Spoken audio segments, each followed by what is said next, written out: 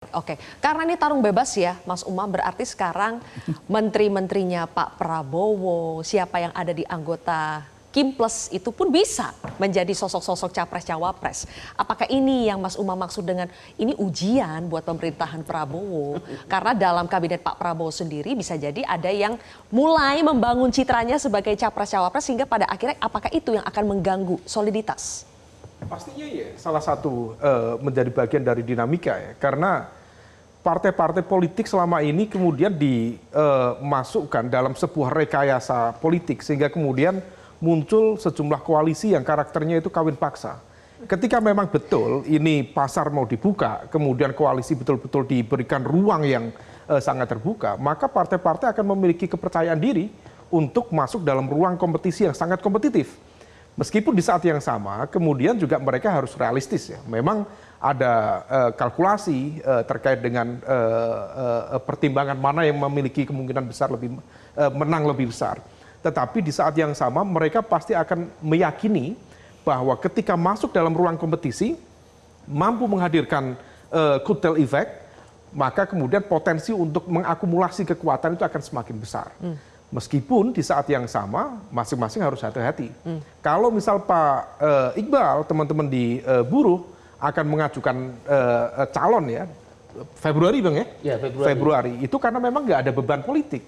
Tetapi bagi yang berada di dalam kekuasaan mengajukan nama, maka secara tidak langsung itu adalah melakukan political threat terhadap the ruling power. Menarik garis berarti? Menarik garis. Iya, Tetapi meskipun di saat yang sama juga berpotensi ada intra-elit konflik di dalam kepemimpinan sendiri, bisa saja Mas Gibran juga sudah terpikir, oh ini kesempatan yang baik untuk maju men-take over kepemimpinan yang akan datang dan lain sebagainya.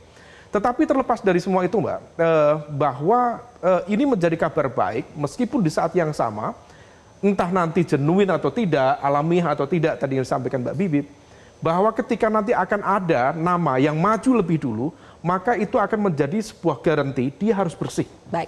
Kalau dia tidak bersih, dia akan digergaji rame-rame. Ya, Nah ini yang kemudian dari awal, Ya, dari awal dia akan meskipun gugur. gergajinya itu alamiah atau Betul. tidak, seringkali tidak alamiah.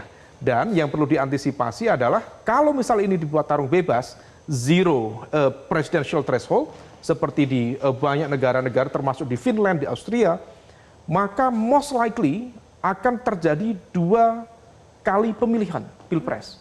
Dan ini mungkin perlu dihitung, Mas Rifki, di Komisi 2 terkait dengan efisiensi anggaran, terkait dengan netralitas dan juga efisiensi kinerja penyelenggara pemilu. Karena kalau misal tidak, implikasinya bisa kemana-mana. Iya, tidak hanya mau dibuat, memang sudah zero ya untuk presidential threshold. Yang mau dibuat zero juga sedang didorong supaya parliamentary threshold juga dihapus. Nih Bang Iqbal langsung bilang betul itu. Kita akan bahas itu lanjutannya. Apakah itu akan menjadi konsekuensi parliamentary threshold juga akan dihapus ketika ambang batas pencalonan presiden sudah dihapus. Sesaat lagi pemirsa. Jelajahi cara baru mendapatkan informasi. Download Metro TV Extend sekarang.